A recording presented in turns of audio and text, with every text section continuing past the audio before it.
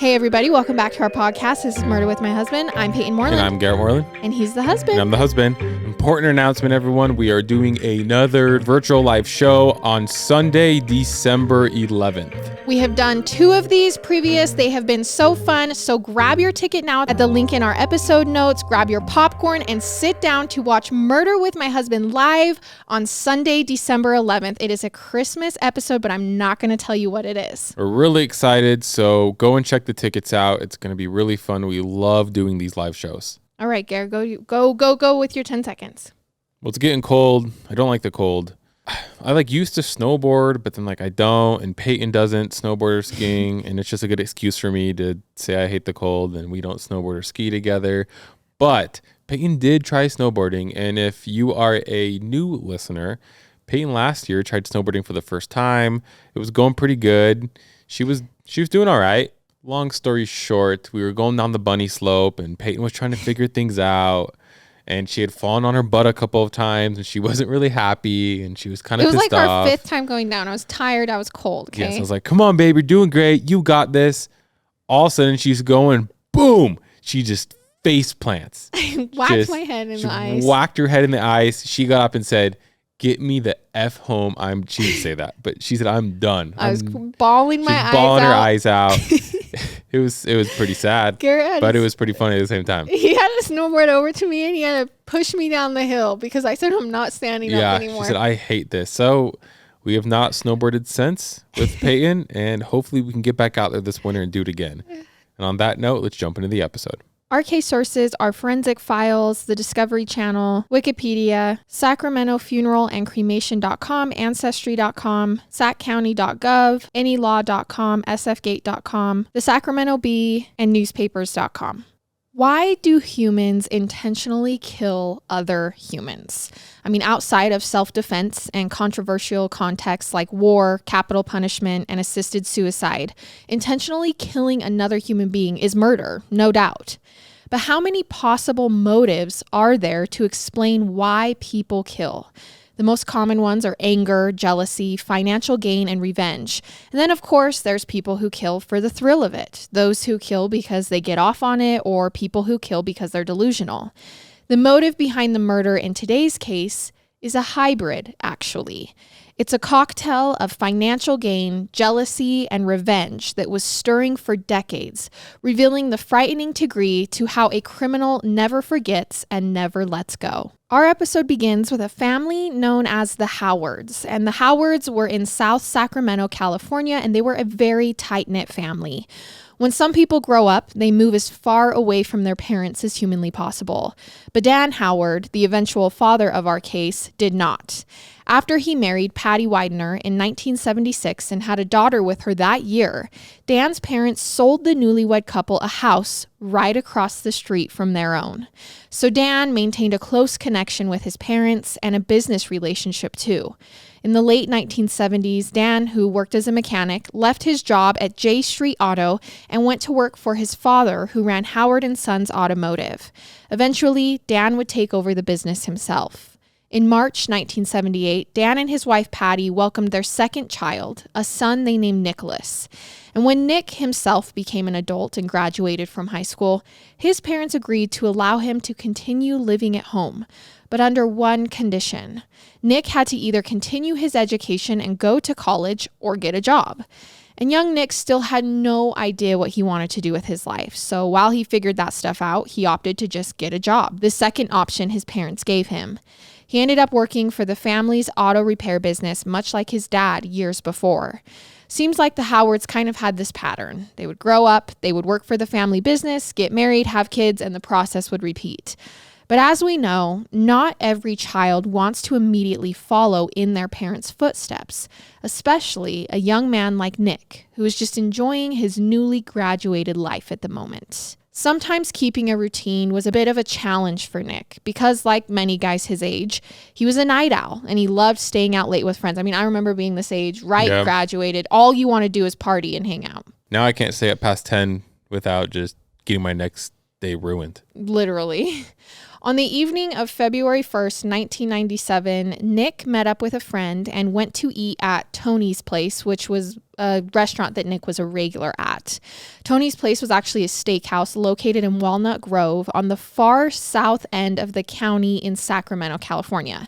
It had been, and still is, in fact, a neighborhood favorite for decades, and even appeared as a location in the 1985 film The Sure Thing. And it was a literal stone's throw away from the Sacramento River, which provided the restaurant with its supply of catfish and other freshwater seafood. So that night, Nick had dinner with his friend Jason, who was a youth pastor who had kind of grown estranged from Nick because of Nick's partying and drug use. You know, back then when they were both very into religion, they were really good friends, but as Nick kind of strayed, their relationship strained. But Nick told Jason over dinner that he was trying to get his life straight again and wanted to reconnect with his faith, which is why he was even sitting down to eat with him, which Jason was surprised and very pleased to hear. Sometime after leaving the restaurant, Nick apparently realized he'd left his driver's license behind. So a few days later, on February 4th, as the family was closing up the auto shop, Nick told his mother he was going out to have dinner with a friend, and afterward, he'd swing by Tony's to pick up his ID that he'd left. But Nick arrived at Tony's too late that night, finding that it had already closed for the night and no one seemed to be inside. So he wrote a message to the owner, Tony, and taped it to the front door. And then a little after midnight, Nick called his sister, Jamie's, cell phone, but it went to voicemail. So he left a message explaining that he'd had some car trouble, but was on his way home and should be back within half an hour. After calling his sister, Nick then called his friend Sam, saying he was trying to locate Jamie. Nick mentioned during the conversation that he was driving along River Road, was, quote, hella tired because he'd been awake for 32 hours. Hella tired. And then he said that his car's distributor cap had just gotten wet because of a puddle he'd hit, but it was no big deal because he had fixed it. So this must be the car trouble he left on the message for Jamie. His what got wet? Distributor cap. Okay. Don't ask me what that is because I have no idea. I'm going to pretend I do, even though I don't. Sorry, everybody. But okay, so now he's told his friend Sam and then left a message for his sister Jamie, basically saying that he's had car trouble, and he told his friend Sam he was looking for Jamie. Jamie, Nick's sister, eventually got home that night and listened to the message from Nick only about 10 minutes after he'd left it. She decided to page him, but he didn't get back to her, so she just went to bed. And then the next morning, Patty Howard, his mom, woke up to find that her son had never returned home. When she talked to Jamie, Jamie told her about the voicemail Nick had left her the night before. Now, Patty was really worried, as it just wasn't like Nick to stay out all night and not return home without a word. In fact, Nick had never failed to return home and not been in his bed when Patty woke up. And River Road, which is the road that led to and from Tony's place where he had been to pick up his ID that he never got, was winding and narrow and dark at night. So as a mom, she's just sitting there really worried about her son. This road actually ran parallel to the Sacramento Levee and Sacramento River. So there's no guardrails and there's a steep 30-foot drop into the water. So it's a very dangerous road. Everyone knows about it. And now this was the road her son was last heard from, and now he's not home. So only the previous March, a man had actually drowned after his van lost control and ran off River Road and plunged into the water. So fearing the worst, Patty Howard phoned the Sacramento County Sheriff's Department to make a missing persons report. And Dan Howard, the father, got into his car and drove down to Tony's place, circling around the area, up and down River Road, looking around for any signs of his son or his son's car. Police began an investigation while the family keeps searching, but the hours trudged on without any sign of Nick. They couldn't find his car, they couldn't find him.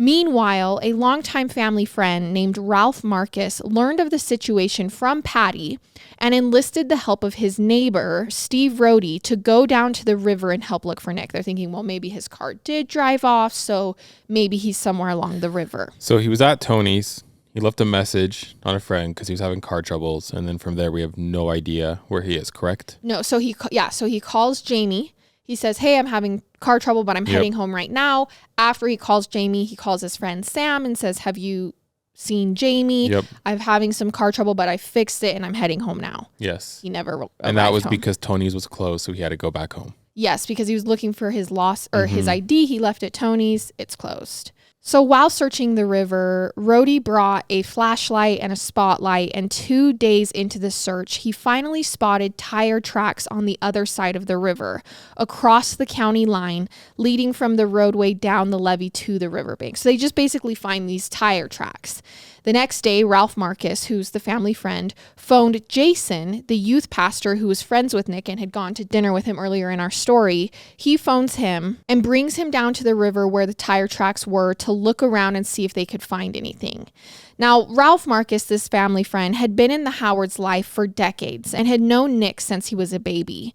Ralph and the Howards had actually had a falling out a few years earlier, like previous to this, but Ralph was 42 and remained good friends with 18-year-old Nick, which was how he even knew Jason.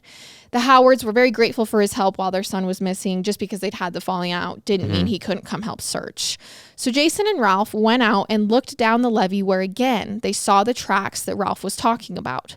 Ralph then said he remembered a spot nearby at a pier on the river where Nick used to like to hang out with his friends. So he's like, maybe we should go check over there. And was that something you could drive to? Walk. Okay. Walk to. So it's still weird that there's tracks then, correct? So there are tracks where you can drive, but now where they're searching, there's no tracks and they're just walking. Okay. So Jason and Ralph decide to head to the pier, and Jason climbs to the second level and looks over the edge. And that's when he sees a black leather glove sitting on the ledge. Okay. There's a glove right there, Jason said to Ralph, and Ralph climbed further over to look. And as Jason walked away to keep looking in other places, Ralph suddenly emerged from the ledge with bad news. He claimed, while looking, he had accidentally kicked the glove off the ledge and into the river. So Jason's kind of like, okay, well, that's the only thing we found. And this might not be a big deal because who knows if this glove even has anything to do. I mean, it's fine, but how do you accidentally do that? Especially when it's like you're just searching for anything in this case. Oh, sorry. Dang. The glove fell in the river. I think considering, though, the tire tracks and the last known whereabouts of Nick, this is also a place that Nick was known to hang out. This probably was not a mistake they should have made. Like, they probably should have just told police, hey, we found this glove. But now it's gone. Now it's in the river. So Ralph got in touch with Patty, Nick's mom, to tell her about the tire tracks and about the glove. And Patty then passes information along to the police handling the missing persons report. The California Highway Patrol and deputies from neighboring Yolo County arrived at the scene with divers who began searching the river near where the tire tracks were seen and the glove was. Okay. And that afternoon, the divers made their first discovery. There, 16 feet below the surface at the bottom of the Sacramento River, they found Nick Howard's Mazda 626, his car, with its windows down and nobody inside. What the heck? That's crazy that the windows are down. And it's like in the river. Authorities arranged the recovery effort and had the vehicle pulled from the river. Inside of the car, the only trace of Nick was his eyeglasses, which were found on the floor of the vehicle, completely bent in half, in such a way that the frames were almost touching. So his glasses are completely bent.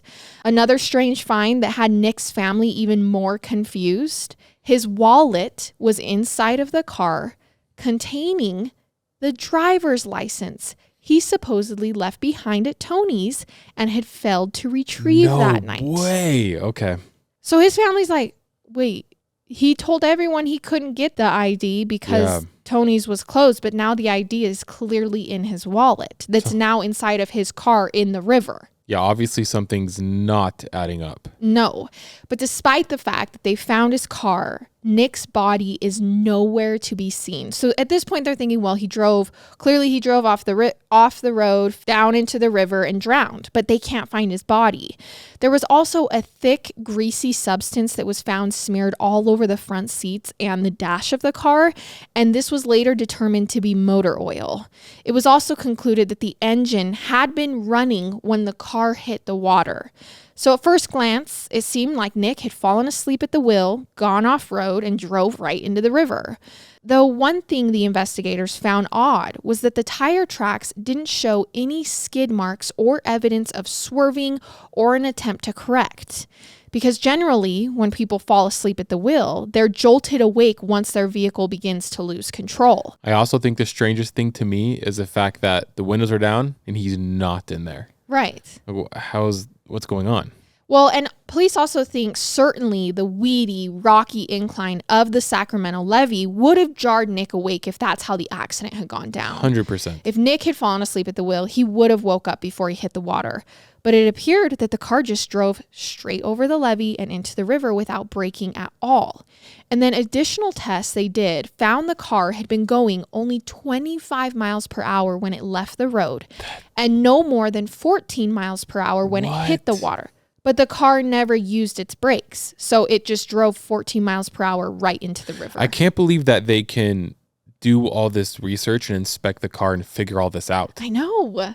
I was actually thinking That's pretty impressive. While I was researching, I was like, how do they know all of this? Yeah, that's impressive. So this was all looking very fishy to police. No pun intended, because we are in a river at this point. But investigators decided to reconstruct the accident using a crash test dummy, the same height and weight as Nick Howard. They're like, okay, we're going to get to the bottom of this. What could have happened to his body? So they recreate the whole accident. They're also deciding to do this because accident investigators were thinking that the speeds and the impact wouldn't have been enough to break Nick's glasses, bend them in half. They're like, if this was only going 14 miles per hour, how did his glasses turn up like that? Yeah, like a perfect bent shape too. So they put eyeglasses, the same kind that Nick had been wearing, on the test dummy.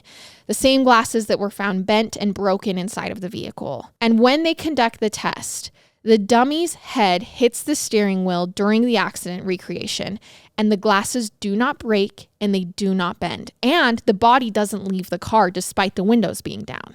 So for the investigators, this pointed to the broken eyeglasses having been staged and planted or having happened before the crash.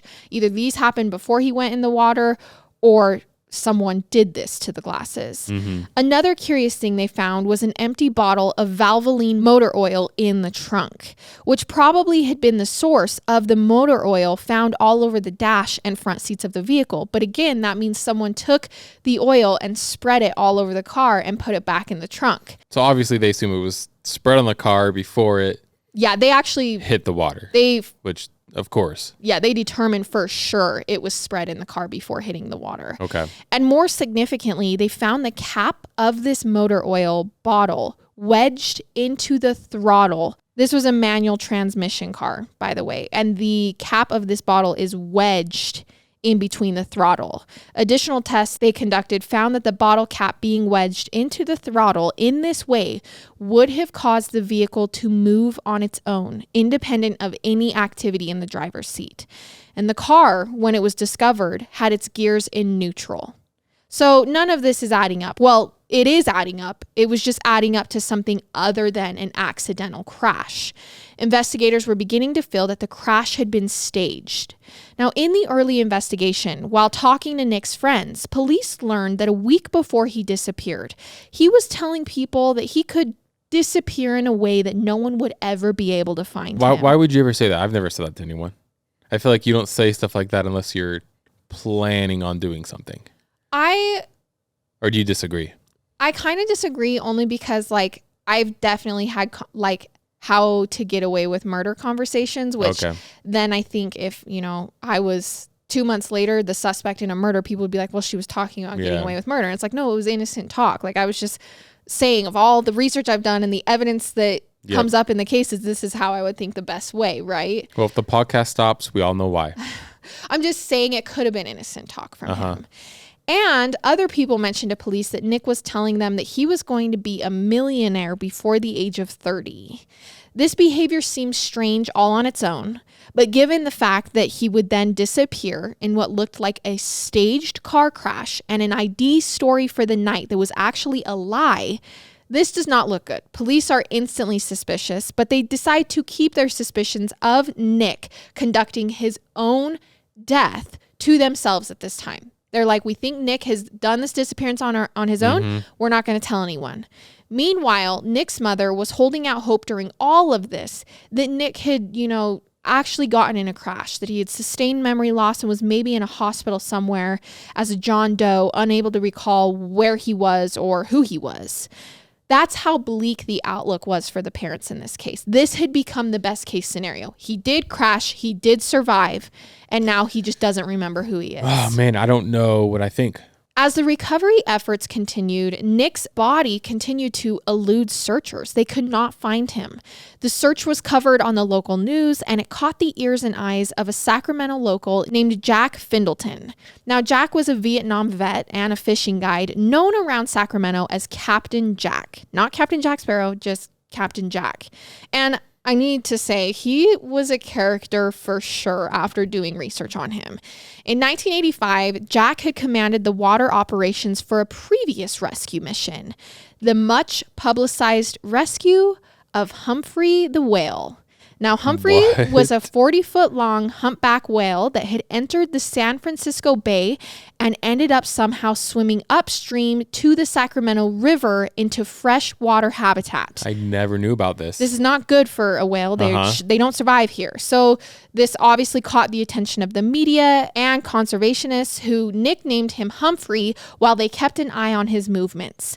Now, Humphrey's stay in the Sacramento River dragged on for weeks, and his condition had by then taken a worrisome downturn. In Captain Jack's attempts to drive the whale out of the river, his boat actually ended up on the whale's back. Like, this is something out of a movie. He's going to turn into a modern day Jonah. The guy who got eaten by the whale? Yeah. Okay, well, not really, but actually, this is so off topic, but I saw this video on Twitter the other day of this girl who got swallowed by a whale, and then the whale regurgitated her back up, and she had her camera on the whole time, and she survived.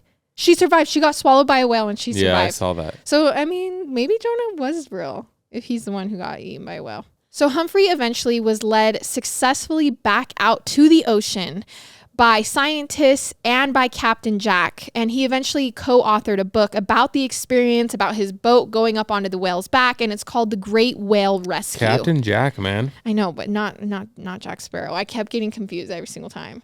So back to our case, Captain Jack is seeing the TV coverage of the search for Nick's body, and he felt like he had experience, the knowledge, the electronics, and the boats to help ramp up the search. He said, I found a whale in here and I let it back out. I can definitely find Nick. He'd even once taught a class on body recovery. So Captain Jack showed up at the site where Nick's car had gone into the water, and he called out to the people gathered around there to ask if any members of the Howard family were present. That's when Dan, Nick's dad, stepped forward to introduce himself. The very next day, Captain Jack was on the water in a jet boat he'd converted to accommodate sonar equipment just for the occasion. Where does he get all this money to do all this? This is just what he does. It's just what he does? Yeah. It was a difficult one-man operation, and Jack struggled to steer the boat, run the sonar, and pull the grapple hook all at the same time. So Ralph Marcus, the Howard's family friend, offered to help out. He's like, hey, I've already been here doing these searches. I'll jump on and help you. Ralph and Captain Jack went out to the water multiple times over the next few weeks, but all they found across their voyage was a single tennis shoe, which turned out to not even be Nick's. Now, Ralph and Captain Jack weren't the only volunteers helping in the search. A pilot named Alan Stewart donated 4 days of flying time, while Sunrise Air donated a helicopter and some pilots to help look. And of course, Dan Howard, Nick's father, was on the river every day. But the search teams kept coming up empty-handed, and hope was dwindling. Late in the month, all the involved parties collaborated to begin organizing a major coordinated search for Saturday, March 1st.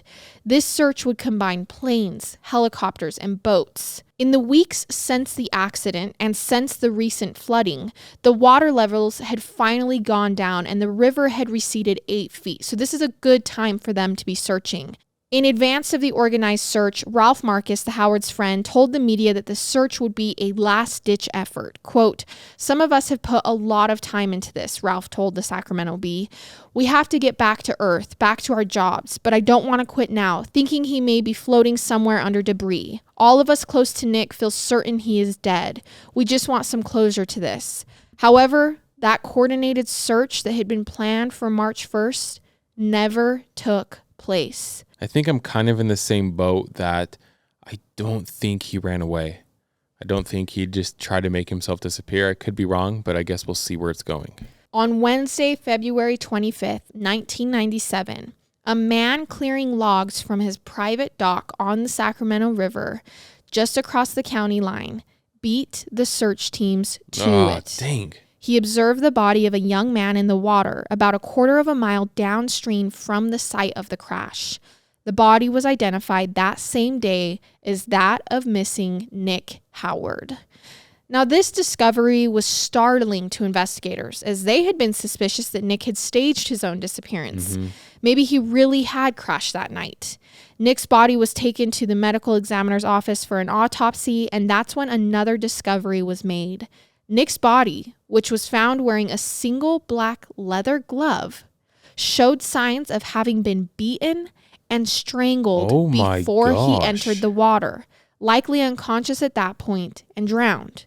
And it also didn't seem possible that Nick had actually been in the car when the car entered the water, because his body had no motor oil on it. And remember all of the motor oil that had been found in the front seat? So Nick Howard's death was now being investigated as a homicide. The police were right. The crash had been staged, but not by Nick, probably by his murderer. And what homicide detectives soon found out was that several large life insurance policies had been recently taken out on Nick. By who? One was worth a whopping $850,000. But Nick was the one who opened these policies, taken out by him. Well, so then who's the beneficiary? Well, investigators found it suspicious that someone as young as Nick would even take out these life insurance policies, especially of this size. Yeah. And what was even more unusual was that Nick had been spending a quarter of his monthly income on these premiums. So he was putting a lot of money to this. Something is going on. When police bring it up to Nick's parents, they have knowledge of these. And of course, they're like, we're the beneficiaries. He took those out. We're the beneficiaries.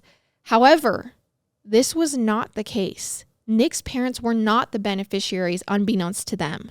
They had been the beneficiaries, but then there was a change of beneficiary executed on all of the policies. And who was the new beneficiary? His best friend? Ex-best friend? Jason? Yes. No. Okay. It was the Howard's family friend, Ralph Marcus, who had gone on the boat searching, who had been searching the whole time, who had knocked the glove off. The guy who had been instrumental in helping in the search for Nick's remains. Maybe that's why the search had been unsuccessful. So a few months before his death, Nick told his sister Jamie that he was worth more dead than alive because he had $1 million in life insurance. He told Jamie he was thinking of changing the beneficiary from their parents. To Ralph Marcus, she guessed, "What's wrong with that?" Nick replied, explaining that Ralph, quote, knew what to do with the money and could turn $850,000 into $4 million.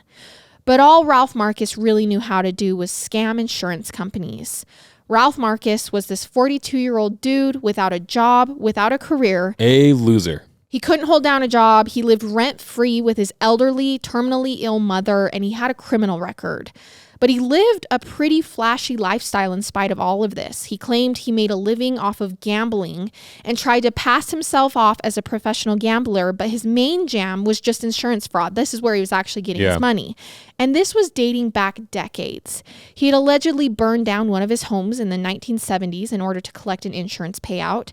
And in separate schemes in the 80s and 90s, he made fraudulent insurance claims alleging burglaries that never took place. He also arranged the theft of his car and his boat, also to collect the payout. Gosh. Ralph even worked as a drug runner for some time, had planned a bank robbery, dabbled in credit card fraud, and he once escaped from prison and avoided capture for years by using his cousin's ID and using an assumed name taken from a friend's dead brother. Oh my gosh. Yeah, so why does Nick have his license? Why did he lie about it? I want to assume it's not a setup because he was strangled and beaten. But like, what's going on? So the thing is, these types of criminals like Ralph, who on the outside present this, I'm an alpha, I make money gambling, but are actually scam artists, they can be very charming, especially to those who are vulnerable and naive. And young Nick fit that bill. Nick bought Ralph's facade and believed Ralph was this successful professional gambler that he portrayed himself to be, and Nick started to look up to him. Ralph actually introduced Nick to gambling, and he took the teenager on trips to Lake Tahoe and Reno, spoiling him with fancy hotel rooms and women. But Nick's family, after knowing Ralph for many years, thought him to be a creepy person, but this didn't matter. Nick still hung out with him. And later in life, he had become an unwelcome presence in their lives who just wouldn't go away. A guy the Howards barely tolerated. Patty had actually first met Ralph in 1973 when Ralph was 17 and Patty was just 14 years old. Ralph was a few years older than her, and he was visiting her home with some friends at this time. He'd been in her home for only 5 or 10 minutes when he offered to demonstrate some wrestling holds on her. He then pinned her to the floor in the world? And tried to kiss her. This is a girl he's just barely met. Ralph became infatuated with Patty at this point and wouldn't back off. Though she rejected his advances, he continued pursuing her and even proposed marriage, which Patty, of course, declined. Patty kept a steady stream of boyfriends as she grew up, just to shield herself from Ralph Marcus. He was like this creepy dude in her life who just wouldn't go away. That's not okay. Patty eventually graduated from high school and married Dan Howard that same year, giving birth to their first child, Jamie. And then she gave birth to Nicholas in 1978. And over the years, Patty continually tried to distance herself from Ralph Marcus, but he just kept popping up, often dropping in on the family when her husband wasn't around. Ralph was clearly obsessed with Patty, and he maintained a friendship with her sister, Kimberly, just to remain in Patty's orbit. So here's the issue. Patty's like, I don't really like this guy, but he's friends with everyone I'm around. He hangs out with my sister, Kimberly. Like, she just can't seem to get rid of him. In a letter he wrote to Patty's sister in 1986, Ralph wrote about the emptiness he felt without Patty, and he described it as being like if your children were taken away forever. What is wrong with this guy? Keep in mind, she's married and has kids. Ralph often made creepy overtures and comments to Patty, like when he told her he hoped she got fat so he could prove he loved her by continuing to pursue her even as her beauty faded, which being fat isn't a reason for someone to prove they love you or a way for you to prove your worth. This just shows you how gross of a person Ralph is. When Jamie Howard, Patty's daughter, was 12 years old, she asked Ralph why he himself wasn't married, and he responded to her daughter, because Patty married Danny. So he tells this little girl, well, I'm not married because the love of my life, your mom, married your dad. Yeah. Around this time, he was telling friends that he had a relationship with Patty and that he suspected that Nick was his biological son. And when Patty briefly separated from her husband, Ralph swooped in and called up Patty, hoping to seize the opportunity. Man. But Patty again rebuffed him and asked him to leave her alone. I feel like this should have been the first suspect when everything happened. Well, he was so helpful. And I think even Patty He kicked the glove into the water. Oh no, where'd the glove go? I know, but here's the thing. I think Patty was like, he's just a weird family friend. Yeah. Like, he likes our family. He's always involved in our family. Like, I feel like right then and there, if I'm with him and all of a sudden the glove just somehow goes in the water, I'm like, dude, you did it. I mean, I know obviously. Well, you didn't think that at the beginning of the story. I was a little suspicious. But I think now looking back, it's like, oh man, that was so obvious. Right. That's horrible. Well, remember how I said at the beginning of the story that Ralph and the Howard family had finally eventually had a falling out? Yes. That was because in 1993, Ralph finally crossed a line. One evening, he insisted that Patty meet him for dinner, and while they dined, he presented Patty with an unexpected business proposition. Ralph would give Patty $50,000 to buy her ovum, which is basically her eggs. He wanted to have a child with her, and he would even find a surrogate to carry it. She's married. Patty was deeply uncomfortable with this. Oh, he was a stalker. But she didn't give Ralph any indication of how she was feeling because she was alone with him and she didn't feel safe. And then, on the way out of the restaurant, Ralph put his hand on Patty's stomach and told her, quote, "I'd really rather have you carry the child, but I know that's not possible." When Patty later told her husband about what happened, he was upset. That's when Patty wrote to Ralph and told him he'd stepped over a line and she wanted no further contact with him. She'd tried over these years to just have a normal relationship, but that was it. He's cut off. And although Patty had cut ties with Ralph Marcus, her son, Nick, did not. A couple of years later, when Nick was 16, Ralph began hiring Nick for landscaping work. He actually ended up firing Nick, but remained his buddy, and they started hanging out. Nick was impressed by Ralph's extravagant spending, but in reality, again, Ralph had been living rent-free 4 years with his mother and stepfather. His stepfather was now dead and his mother was dying, and the bank was set to foreclose on the house after she passed due to a reverse mortgage she had taken out. Now, reverse mortgages require that once the owner dies, the loan be repaid. Otherwise, the lender takes over ownership. So Ralph was essentially set to become homeless because he's not going to pay off the debt. And now he's in the situation where I've been living this facade and now it's like actually coming to fruition. I'm going to not have a home. And that's where we are back to Murder Nick's life insurance policies. And here is the answer for you as to why Nick had lied about the ID, what had actually gone on here. Police have a theory. Because the signature on the applications to change the beneficiary were Nick's and confirmed to be Nick's handwriting, police believe that Nick and Ralph had conspired to stage an accident, fake Nick's death, and collect the insurance payouts. Remember, Nick was hanging out with Ralph a lot at this point. Yeah. This was supported by the statements Nick had made about Ralph Marcus being some kind of financial wizard who can turn $850,000 into several million. Ralph Marcus denied knowing anything about Nick's apparent murder and claimed he knew nothing about the life insurance policies, though. And he said he had an alibi for the night Nick went missing. He claimed he was home with his mother and she backed him up. But police weren't buying it. They believed Ralph's dying mother was lying to cover for him. So they went to a judge and they got a search warrant. In Ralph's bedroom, police found Nick's life insurance policies laid out on his desk. Oh my gosh. That he had just said he didn't know anything about. Along with a claim he'd begun already for the $850,000. And in Ralph Marcus's garage, they found a bottle of Valvoline motor oil, much like the one they found in the trunk of Nick Howard's sunken Mazda. When they compared the lot numbers, they confirmed that both bottles, the one from Nick's car and the one from Ralph's garage, were bought from the same lot. This was all they needed to arrest Ralph Marcus and charge him with the murder of Nick Howard. In piecing together the crime, investigators believed that Ralph Marcus turned Nick Howard onto the world of insurance scams and enticed him to take part in one. And Ralph and Nick had hatched a plan to fake Nick's death, collect the insurance payout, and then move to another country and live off of the proceeds.